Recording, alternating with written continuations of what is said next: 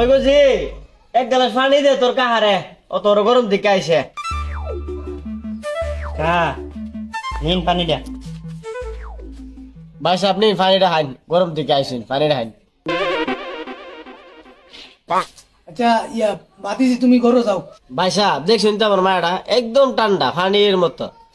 অক্করে হাওড় না দিলে লাউ করতো না এটা পাত্তর বেঁধে ভরে থাকবো তো দরবারে যাইতো না না মায়ার গায়ের রং তো যথেষ্ট ভালো, কিন্তু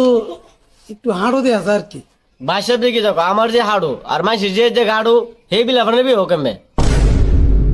না ভাবি ঠিক আছে, এখন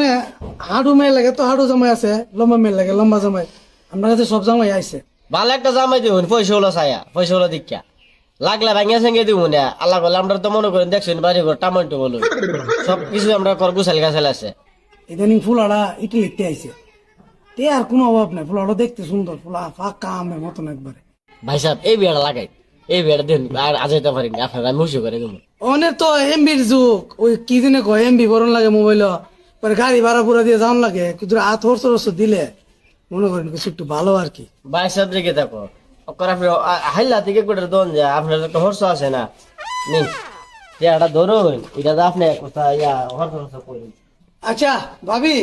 তাহলে আজকে গেলাম, আর আপনার ইমো নাম্বারে আমি একটা ছবি পাঠাবো। হ্যাঁ আচ্ছা আচ্ছা ভাই ফাড়েন ছবিটা দিকে গেলাম ভালো মতো জানো। ফাড়েন ফাড়েন ভাই আছে আচ্ছা আমরা পোলাবেন ধরে মোবাইলটা আচ্ছা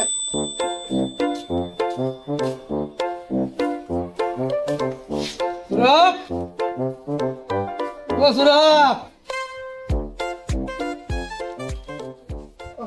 বড় সবাই শোন। হ্যাঁ আয় ভাই, বড় না একটু হচ্ছিলাম সবটা লাগিয়েছেন কে বুঝলি, সব কথা তো মানছে মহাবিলা কোনটা না বুঝছো, ভালো একটা সম্বন্ধ আছে, এটা সম্বন্ধ